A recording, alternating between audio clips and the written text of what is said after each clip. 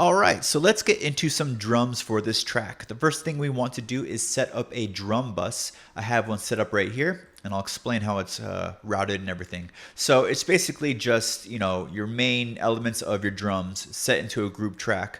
So if I wanted to ungroup it, I'll show you how I do it. Just simply select all your tracks, hit group tracks, and then let's rename it to drums. And then obviously let's color code it to what we currently have. Okay, so on this bus right here, I can throw on a number of different processing effects if I want to process all these together. We are going to use the drum bus for this one. Let's see if I can find it here. Dynamics, let's just go ahead and search it. Probably quicker.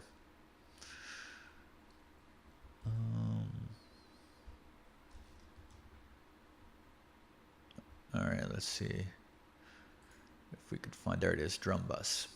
And this is a nice effect that gives you, if your drums aren't hitting well enough, messing around with this thing can really help it out. I'll show you how to use the parameters. Once we get the whole drum section going, this is when we're going to use it. So we're going to turn it off for now while I add in new drums. But for that is mostly what we're going to stick with here. We don't have a lot of processing on it. I don't like to do a lot of processing on my drums. I am of the belief that you should pick quality drums to begin with that don't need a lot of processing to begin with. It just makes your life a lot easier when you just make sure you search for quality drum samples before you just throw everything in an idea. But this kind of helps glue it all together, so we'll use it in a little bit once we get the whole thing going, like I said earlier. So that is setting up the drum bus, and now we can get going with our kick drum. Okay, so let's add a kick drum. A couple things about kicks in the progressive house genre. Now, a kick is usually a lot shorter and softer versus big room house. Now, these are both main stage genres. You'll usually find them playing on the main stage at a big festival. However, in big room house, the kick has all of the low end with it. In progressive house, you're going to find that the kick is kind of EQ'd out a little bit from some of the low end, and it's softer. It's a little bit shorter to make room when we add a bass line, because this genre is typically featuring a bass line that goes along with the chords while the drop is going. So we have to keep that in mind when we're looking for a kick drum here. So usually I resample my kicks from a VST, and I use this rack up here, but today we're going to just grab a sample just to show you how you can kind of construct drums together from sample packs that you can easily buy anywhere on the web. So let's go ahead and grab a kick drum. Now, I like to use, there's a couple labels that I like to go to automatically depending on the genre that I'm working in. Sample Tools by CR2 is one of my favorites for house. They have really clean, good sounding drum hits and drum kits that you can use, and they're really configured and curated well for the genre. Cymatics would be one for trap and bass music in general. Ghost Hack is another one, but yeah, Sample Tools by CR2 is a good one. I advise you to, if you're gonna, if you're shopping for sample packs, look up that label and browse through their stuff, because it's really well produced material. Okay, so let's go and grab some drums. We can go through some kicks.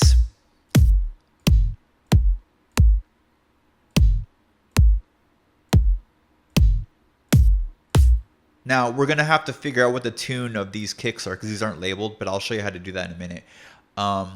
Let's see, tonal kicks. That's way too heavy. Yeah. Okay. So these are main room the name of this kit is main room anthems. So that could easily be big room house. Let's see if they have something in here.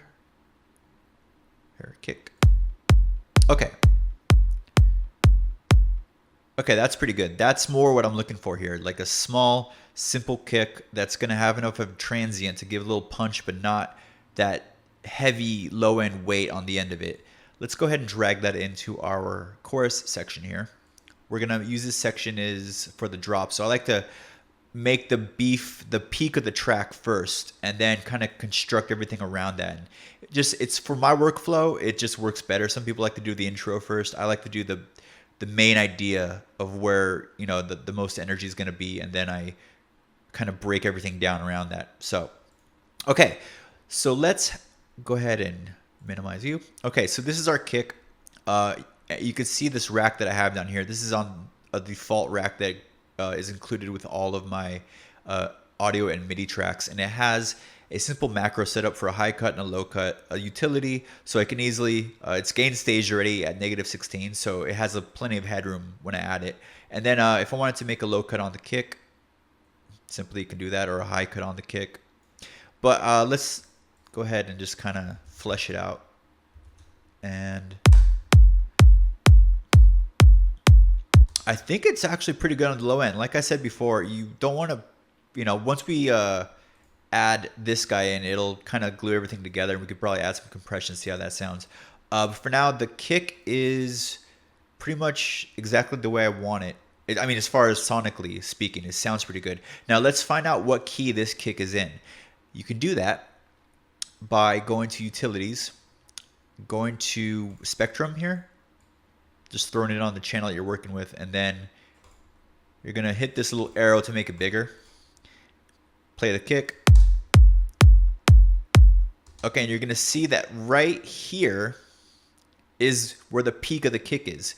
So you basically look at the readout here, and then put your cursor to where the peak, very peak of the kick is, where the highest point is, like that.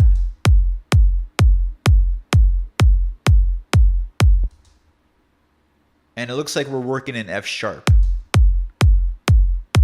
And that is how you figure out the key of kicks. And you can do this with snares too. Toms are also easily tunable by this method.